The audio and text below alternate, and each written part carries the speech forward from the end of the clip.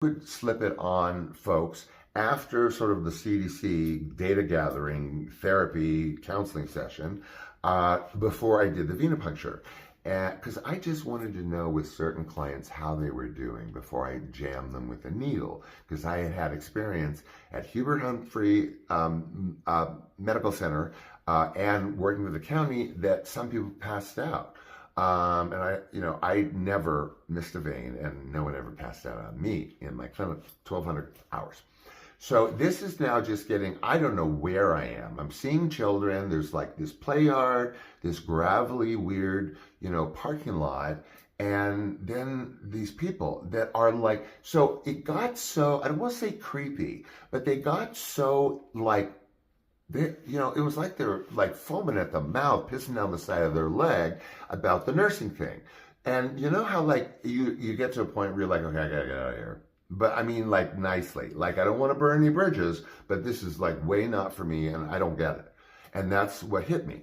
So I literally sort of agreed to go into the nursing program and told them that they were like hell bent on it was a foregone conclusion that I was going to do this. Ha ha ha ha ha, whatever. And I knew the name of the clinic, obviously, where I was going for the interview. But again, we're living in Palm Springs. We're like spaced out, scrambling for work.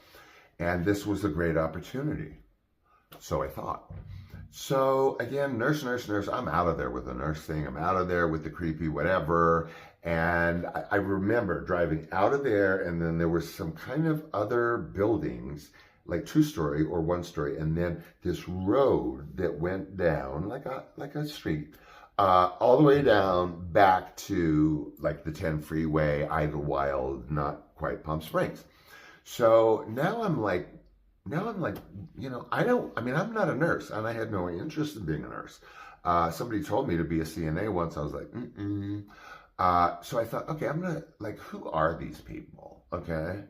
And I go home and I researched, we had, I had a Performa, an Apple Performa. That is so old. And I look up the place, and sure enough, it's a Scientology place. It was a Scientology, some kind of care coordination for family center, pseudo-medical, psychosocial, but then they're so guarded.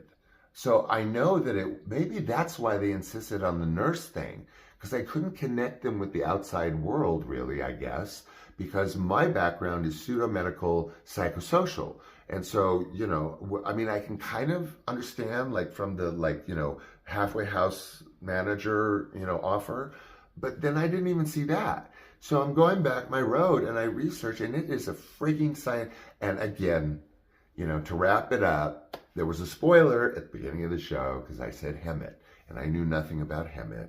And Hemet is where that David McDonald's where lives and where their hub is, like globally. So you guys figure out kind of why or what they thought, why they thought they wanted me. They didn't ask me how I felt about the church of the corporation known as Scientology. But again, so I was like, okay, we're out of here. We moved to San Dimas, which is much closer. I got a job as a social worker, case manager, 120 clients a month. And then I just rolled along, with my social work, and then, client services, and then I became a grant writer, pulling in $1 to $2 million a year, writing personal letters for Jill Barat, global CEO of Mattel, etc. So again, I hope I didn't keep you too long, but I hope I gave you those who knew when I said Hemet knew what the show was about. I didn't. That's the point. Okay, hope I didn't, like I said, keep you too long.